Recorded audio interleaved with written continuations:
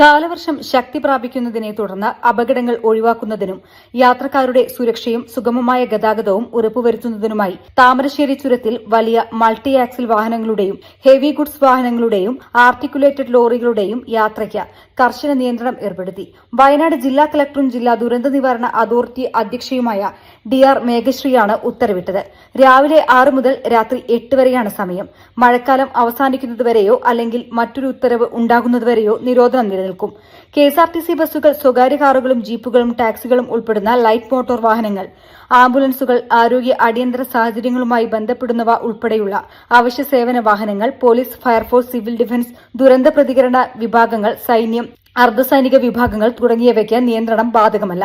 ചുരത്തിലെ നിയന്ത്രണം ലംഘിക്കുന്നവർക്കെതിരെ ദുരന്ത നിവാരണ നിയമപ്രകാരം കർശന നടപടികൾ സ്വീകരിക്കും. സാഹചര്യം പരിഗണിച്ച് ആവശ്യമായ സമയങ്ങളിൽ നിയന്ത്രണങ്ങളിൽ മാറ്റം വരുത്തുമെന്നും ജില്ലാ കളക്ടർ അറിയിച്ചു. News desk media vision. എന്റെ ഫസ്റ്റ് ഡെലിവറി ഇവിടെ തന്നെയായിരുന്നു, നിസാർ ഹോസ്പിറ്റലിൽ തന്നെയായിരുന്നു. അതൊരു 6 വർഷം മുന്നേ. അപ്പോൾ അത് സാധാരണ ഒരു നോർമൽ ഡെലിവറി ആയിരുന്നു. പക്ഷെ അതിന് സാധാരണ പെയിൻ അത്ര സഹിക്കണ ആളല്ല.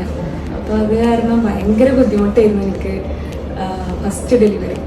സെക്കൻഡ് പ്രഗ്നൻ്റ് ആയപ്പോൾ ഞാൻ വിചാരിച്ചിരുന്ന എപ്പിഡ്യൂറിൽ ഒരു നല്ലൊരു ചോയ്സ് ആയിരിക്കും. അപ്പോഴാണ് ഞാൻ അറിഞ്ഞത് നിസാർ ഹോസ്പിറ്റലിൽ എപ്പിഡ്യൂറിലുള്ളൊരു കാര്യം. അപ്പോൾ പിന്നെ ഞാനും ഹസ്ബൻഡും കൂടി അങ്ങനെ തീരുമാനമെടുത്തു.